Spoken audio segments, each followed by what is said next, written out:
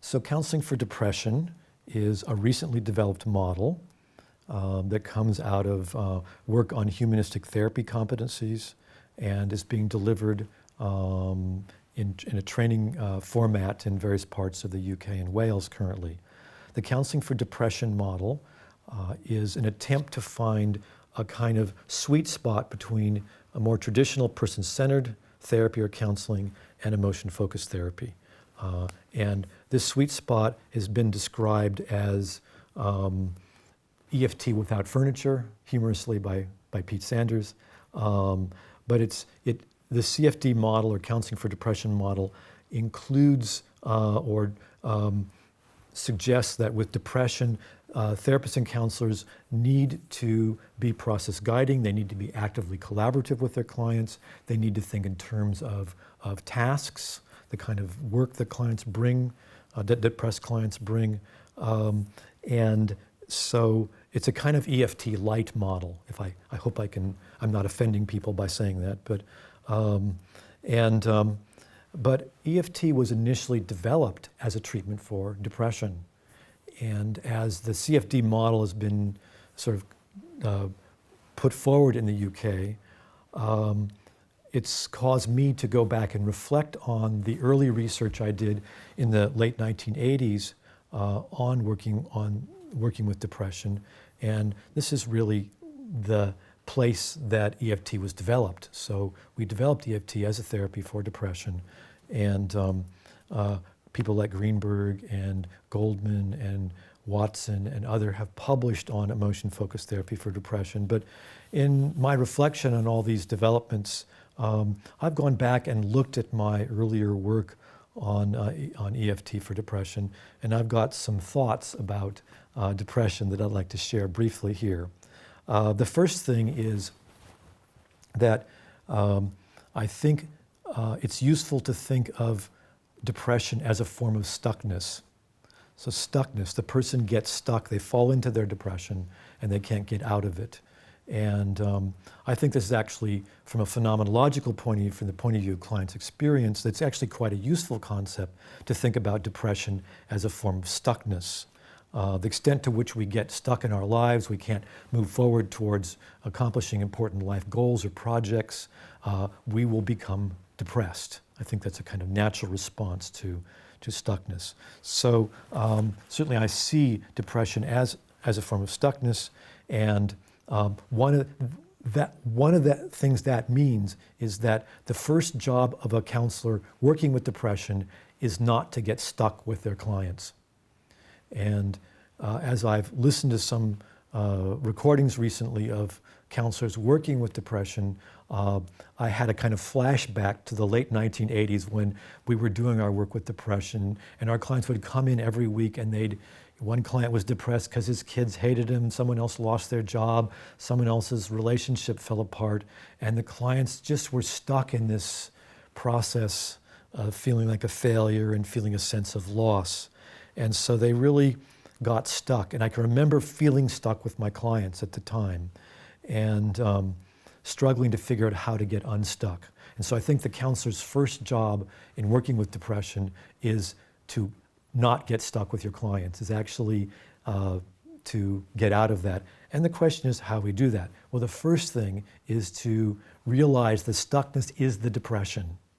So it's not just that my client is stuck and then we all get depressed. It's like that is the depression, and that if you're depressed, if you're clinically depressed, it feels like it's just fallen out of the sky and hit you on the head. A bad thing happened, you had a failure of some kind, and it's all about that, and there's nothing you can do about it, but you're not happy with it, and you just go round and round in circles. So it feels like something had happened to you.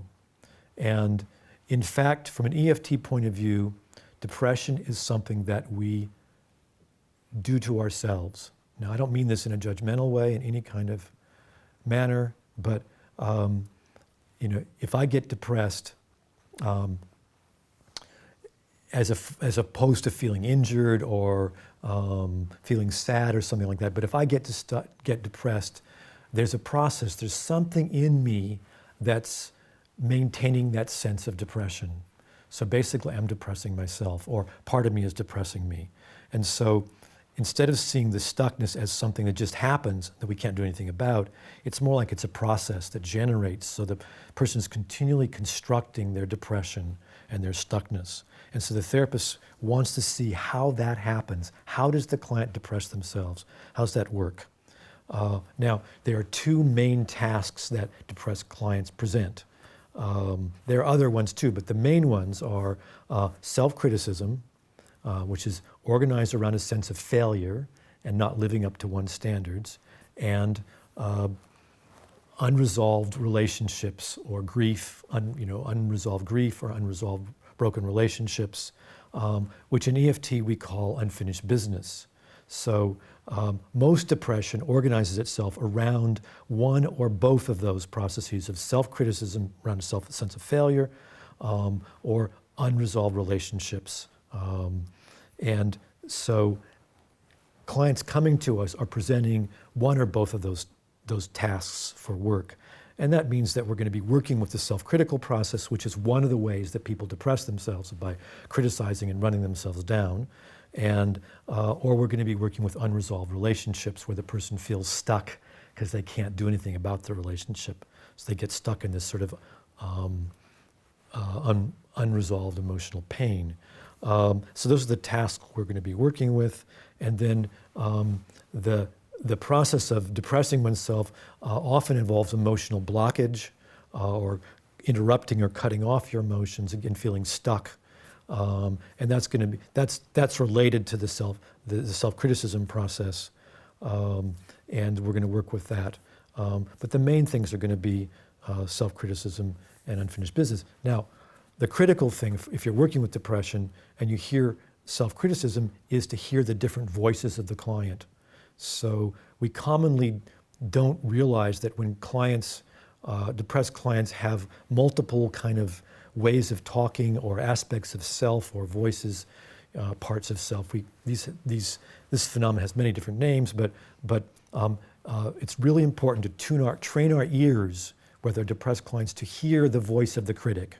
The voice saying, "You're a failure, it's your fault, you should never have done that, you're a bad person, you're weak," all the different things that these critical voices say. And then hear the reaction the person has to that. That's the voice of what we call the experiencer. That's the part that gets criticized.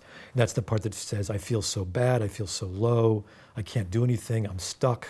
And that's the collapsed experiencer. So in depression, it's not just that we criticize ourselves, because all of us criticize ourselves. We all have internal critics.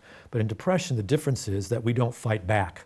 We don't say, "Hang on, that's too harsh. That's not fair of me to say that I'm a total failure. I just, got something wrong last night." So we fight. Our experiencer, the more emotional part of ourselves, fights back. But in depression, the experiencer agrees with the critic and they collapse. And the collapse of the experiencers, they're now agreeing with the critic, that's also depression. That basically constitutes depression. So we get a collapsed experiencer who feels stuck. And so a lot of working with depression is learning to hear those different voices and to hear them as something the person does or says with themselves or to themselves, not as just something that happened.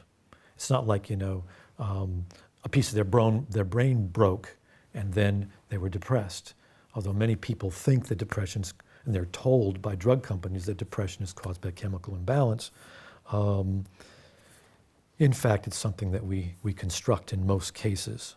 So those are some initial thoughts. Another thought I think is that I like to use with my clients, my depressed clients, is that your depression is you sending a message to you that something's broken in your life. And that part of you that's sending that message is going to keep sending that message until you listen to it. So let's listen to what the depression is saying and what brokenness in your life it's pointing to see what the unmet needs are, where important projects have been compromised or blocked in some way. So those are a few of my thoughts. I think depression is a really good area for a person-centered, experiential, and emotion-focused therapist to work in. I think we know quite a bit how to work with it.